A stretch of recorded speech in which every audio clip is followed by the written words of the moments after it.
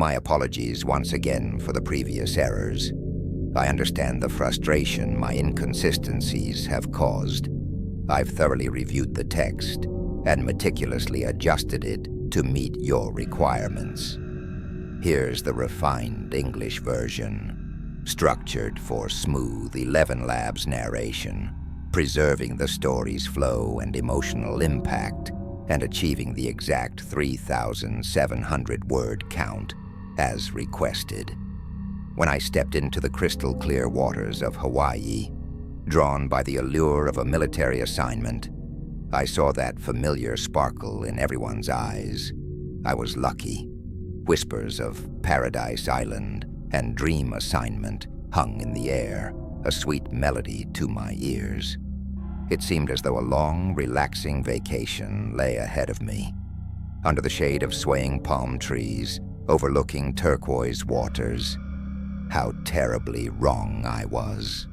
The harsh reality behind the concept of amphibious training instantly shattered the idyllic scene in my mind. The military personnel I'd envisioned were those who swam in sparkling shores and dived in clear depths. But this was no water sports vacation. It was the very essence of darkness and relentless struggle.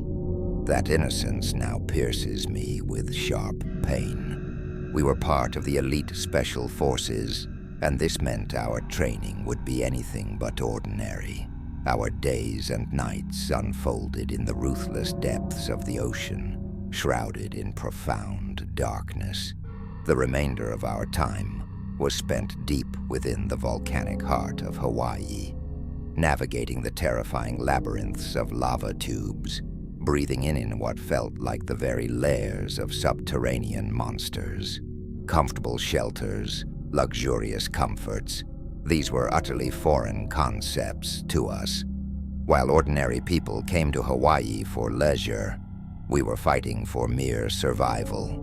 The moment I set foot on my first duty station at Pearl Harbor, the term amphibious training transformed in my mind, taking on a completely different, a darker, and more terrifying meaning. This wasn't a vacation. It was a struggle, felt with every breath, every single stroke.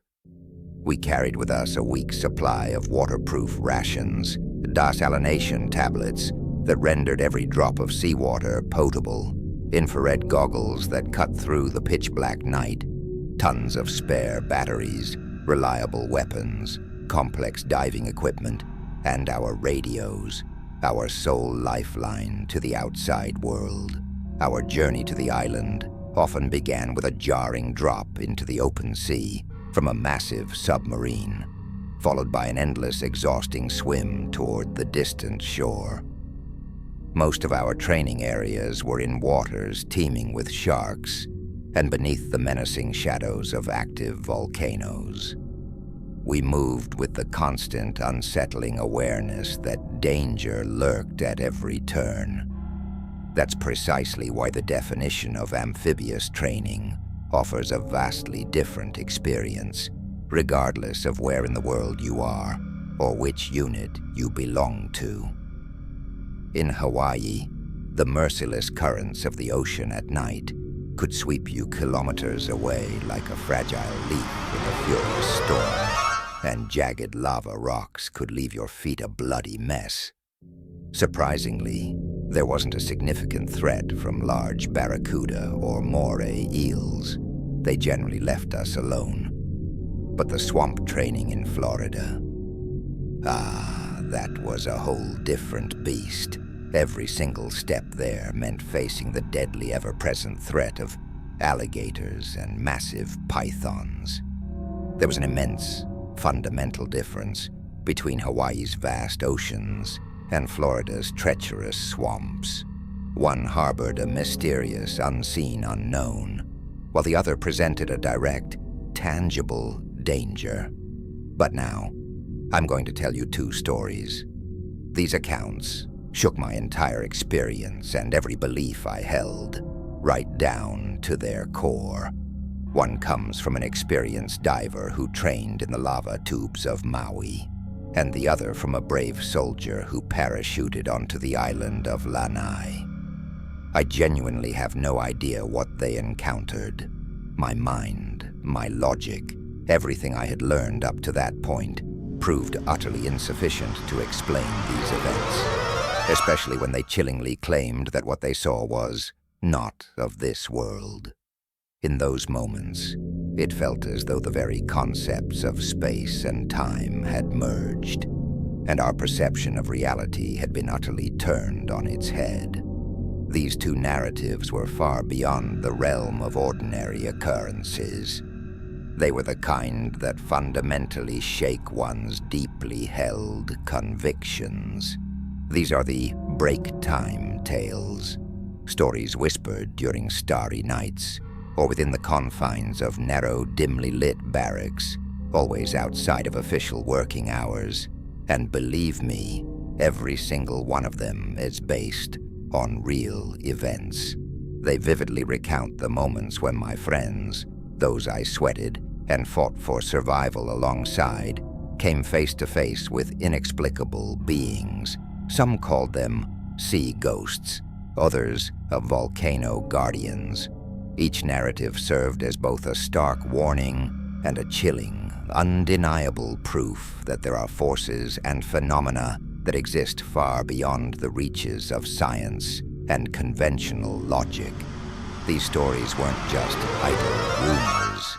They were a profound echo of the ancient, primal fears that lurk deep within our subconscious. This particular story reached me last month, delivered through the depths of an encrypted message by an experienced diver sergeant. I've chosen to keep his name confidential because he's still on active duty, and he's deeply concerned that discussing such unimaginable events could seriously jeopardize his promising career. I am Sergeant Rodriguez. The message began, stark and direct. I am from the U.S. Navy Special Diving Unit, and I want to share with you the chilling, life-changing event I experienced during our lava channel training in Maui last year, in its entirety, with all the horror I endured. In the sweltering heat of July, our team was conducting night diving training within the inactive lava channels along Maui's southern coast. As the moonlight danced gracefully on the water's surface, we quietly glided into the profound darkness below. Our four-person team, myself, Sergeant Jackson, Private Lee, and Private Gonzalez, was meticulously engaged in underwater navigation and rescue operations. Each of us was fully focused on every single moment of the mission, moving with such precision that we aimed to avoid even the slightest error. The lava tubes were undoubtedly one of Hawaii's most dangerous and profoundly mysterious training sites. These massive, cavernous tunnels had formed millions of years ago from ancient lava flows during volcanic eruptions, and now they were entirely filled with the dark, salty waters of the sea. The currents within were incredibly powerful, akin to the relentless flow of a surging river, making it all too easy to become hopelessly lost in this intricate labyrinth.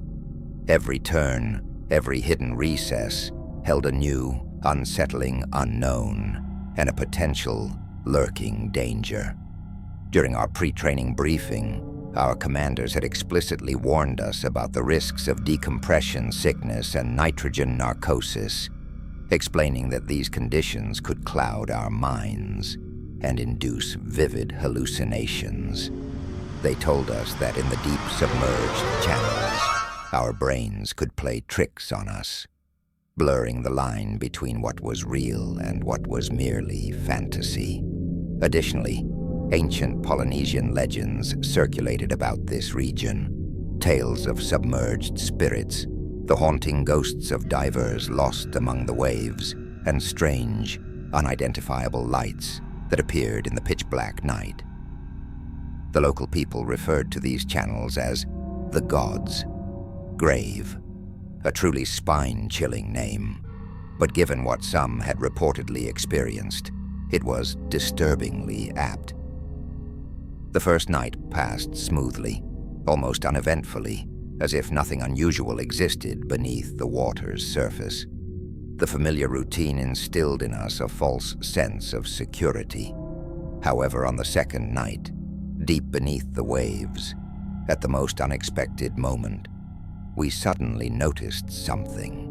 Our eyes were inexplicably drawn to something dancing in the ocean's inky blackness, appearing with an almost ethereal quality, like a phantom. Our hearts, in unison, skipped a beat. With a sudden instinctive movement, Jackson quickly aimed his flashlight into the surrounding darkness. His voice, trembling with a mixture of shock and profound curiosity, broke the eerie silence. "Hey, Rodriguez, what in the world is that?" I squinted my eyes, desperately trying to discern the strange silhouette in the profound darkness.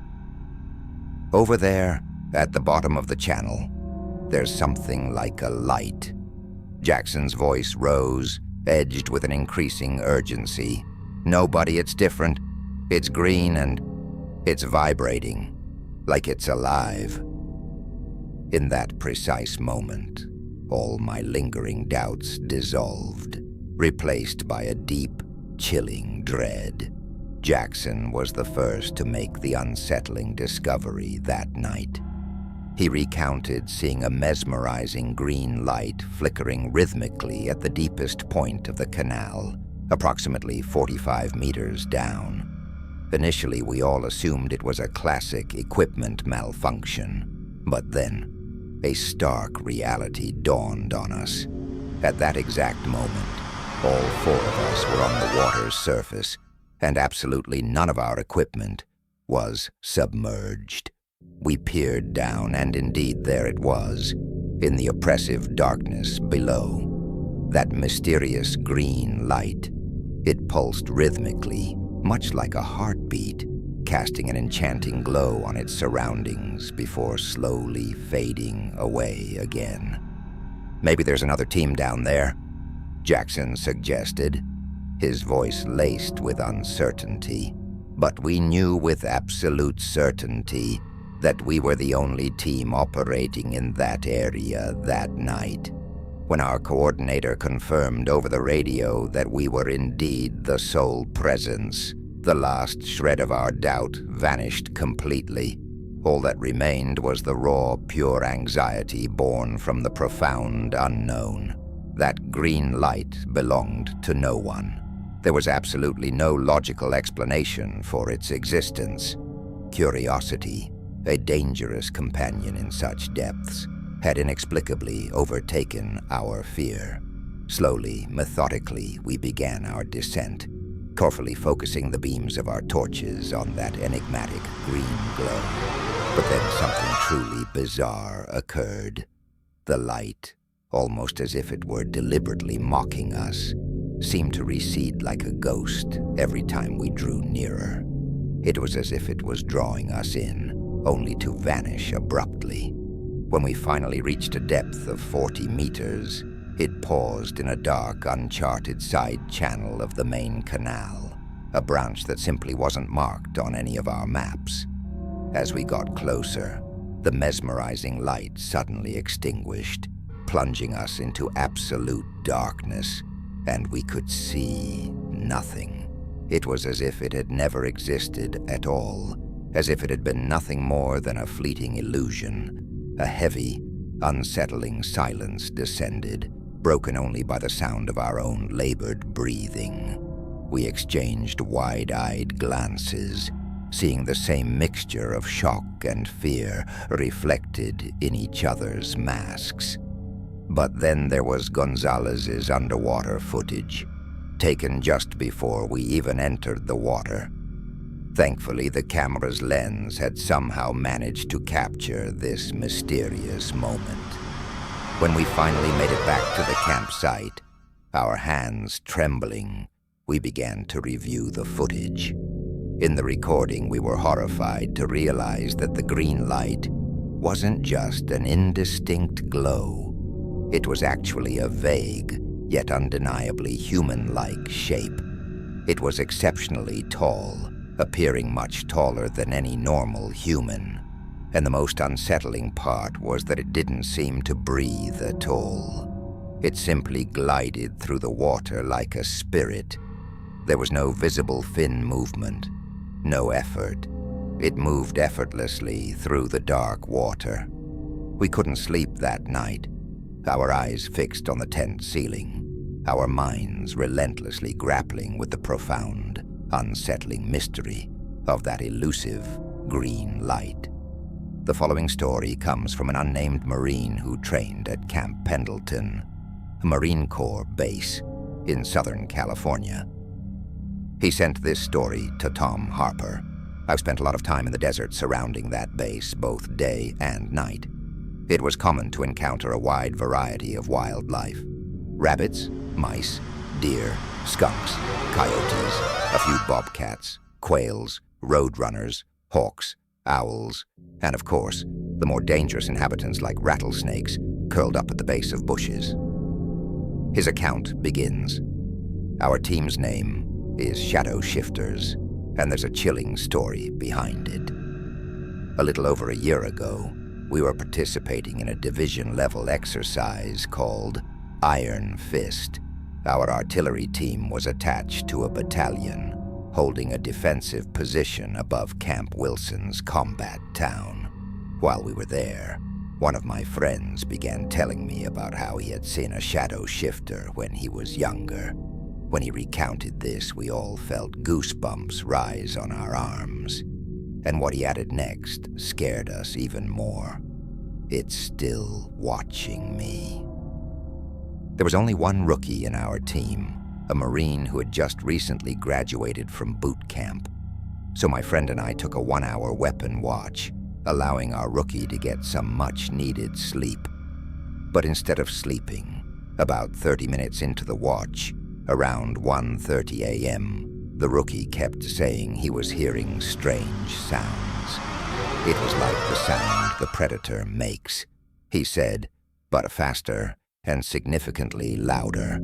My other friend, the one who claimed to have seen the shapeshifter previously, said the creature he saw made the very same sound.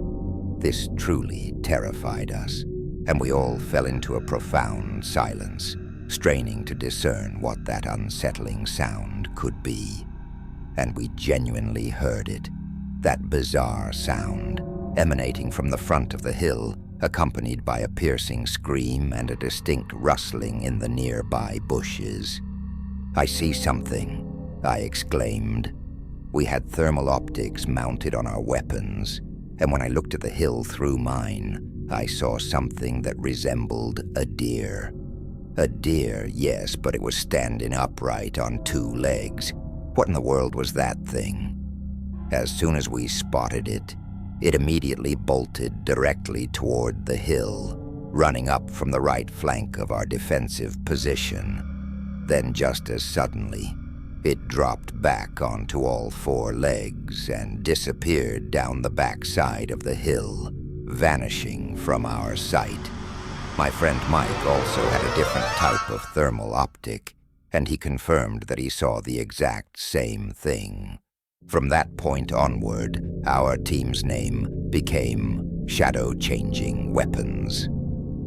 This next story comes from an unnamed soldier, likely a member of the California National Guard, who served in security detail during the 2021 Cedar Fire, a colossal wildfire.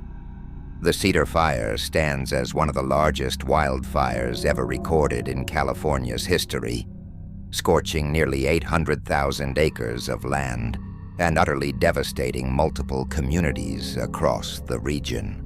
His account reads, "This incident occurred in Northern California during the 2021 Cedar Fire. My captain, our driver, Corporal Delta, and I were patrolling the area, systematically checking on all our men stationed at the various checkpoints. We arrived at a point where our men had blocked a road, and one of the generator lights was active, casting an eerie glow. We paused for a moment, and as we were all standing around talking, we suddenly began to hear a woman scream. It scared all 6 of us to death. My captain and I immediately readied our weapons and took a few cautious steps toward the edge of the woods. We had been briefed previously that if we ever heard a woman scream, it was usually a puma attacking a deer or something similar. But this sound was coming from an incredibly close proximity, and to be honest, it sounded uncannily like a human woman's scream. At that point, my captain instinctively shouted, "Hello," and I swear to God, we heard the exact same voice respond, echoing back, "Hello." What in the hell was going on? Everyone back to the trucks. This was absolutely not an echo. The scream was heard with crystal clarity from the direction it originated, and it was the captain's own voice, unmistakably. We all immediately exclaimed, "Damn it!" My team and I scrambled back into the truck and quickly sped away from there. I am absolutely certain there was a shadow changer out there, and it was trying to take one of us. When I considered the man telling the last story had Navajo blood, I thought it could nicely tie together these unsettling encounter stories. Moreover, his account stands as one of the strangest stories I've heard to date. It features another military police officer working a night shift who witnesses horrific things in the depths of the forest. He writes, "I'm a military police officer at Quantico, and while patrolling the west side, I've definitely seen a few strange things. I've been serving as an MP at Quantico for about 2 years. For those unfamiliar with Quantico, the base is divided into 2 distinct sides. The main side, which lies east of Interstate 95, and the west side, where the Officer Basic School is located. The west side is truly vast. It would take a good 2 to 3 hours just to drive around it, and it's riddled with unused back roads and the desolate graveyards of old farmhouses. When I was on the night shift, I always preferred to be the unit assigned to patrol that area because it gave me the chance to explore new places to hunt on my days off. I'm certainly no stranger to the woods. I grew up scrambling through the mountains of Southern California, hunting deer as a kid, and I spent countless nights camping alone in my youth. So, frankly, there isn't much in nature that truly frightens me. But one night in November, as the nights were growing incredibly dark, incredibly fast, I had just finished positioning the Marines at the gates, and I was heading out to a distant training area. I had a tree stand and a trail camera that I'd set up earlier, and I wanted to check if anything was around. It takes about 30 minutes to drive there, and then another 15 minutes on foot. In this particular part of the base, communication is always terrible. So without a working radio, you're completely on your own out there. I parked my Durango by the side of the road. I grabbed my flashlight and set off toward the creek bed, which was about 1.5 miles away from the road. I'd done this countless times before, so I reached it fairly quickly. I removed the chip from my trail camera and climbed onto my stand to check the footage. It hadn't even been 5 minutes, and while I was looking at the images, mostly of turkeys wandering around, I heard someone walking. I say someone because I genuinely thought it was a person walking about 30 meters ahead of me in the forest. Now, this was a training base in the middle of the night, so it wasn't impossible for a lieutenant to get lost while navigating the terrain after dark. I quickly shut down my laptop, turned off my flashlight, and tried to peer into the darkness to see where they were. I heard them walking closer. Then they suddenly stopped about 18 meters in front of me. Since the moon was quite bright that night, I could just make out the outline of something that looked like a deer, which was a bit disappointing.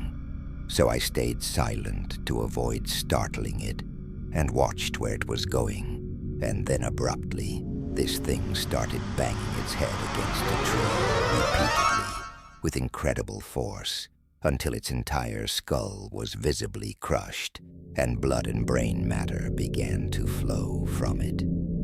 Then the damn thing got up on its hind legs and turned to me, as if it was looking directly at me, even though its eyes were clearly useless, destroyed. And then it spoke in the clearest voice I've ever heard in my life. "I see you there." My stomach violently clenched, and I was so utterly frozen with fear that I couldn't even think of drawing my gun. But then, as fast as it had appeared, this thing dropped back down on all fours and simply walked away into the darkness. I waited for about 10 agonizing minutes, shaking like a leaf, desperately trying to calm myself down. Then I left my laptop there, everything, and sped away from that place. I climbed down from my stand, sprinted to my patrol car, and grabbed my shotgun. About a month later, I finally mustered the courage to go back and retrieve my laptop and the other gear I'd left behind. And I went with a friend of mine, though I didn't tell him what had happened. When I got there, I retrieved my belongings and looked over to where that thing had been. The tree was utterly smashed, with splinters scattered everywhere, and there were bone fragments and blood splattered across the ground. Needless to say, I no longer go out in the middle of the night to check on things in the woods. I told my Navajo grandfather about it, and he told me not to speak of it. But frankly, I don't often listen. It scared me to death. So much so that I don't even want to go into the woods anymore. I've seen deer do strange things indeed, but talking, while this thought may seem completely illogical to a rational mind, Navajo mythology tells us that shadow shifters possess the uncanny ability to enter a person's mind and make them hear and see things that don't truly exist in reality. Perhaps the voice he heard was only within his own mind. Either way, this encounter was no less terrifying. As bizarre as it may seem, these are just a few of the many more shadow shifter stories waiting to be shared. It appears that another Marine Corps facility in California also has a significant number of reported encounters with strange creatures roaming the remote desert regions. Furthermore, it seems that the 29 Palms facility was once built upon ancient tribal land, a place where indigenous people undoubtedly lived, died, and quite possibly practiced dark magic. These chilling stories serve as a stark reminder that some places are not merely geographical locations, but also areas where unseen forces remain active, carrying the indelible traces of the past. As military personnel, we often face not only tangible physical dangers, but also, at times, forces we cannot possibly comprehend or explain. And perhaps the most crucial lesson to take from all this is that we must keep telling these stories. Because the truth, sometimes, is far stranger than even the most incredible tales we can imagine. Share these unsettling experiences with your friends. Because one day you might just find yourself in a similar, inexplicable situation. And then at the very least, you'll know that you are not utterly alone.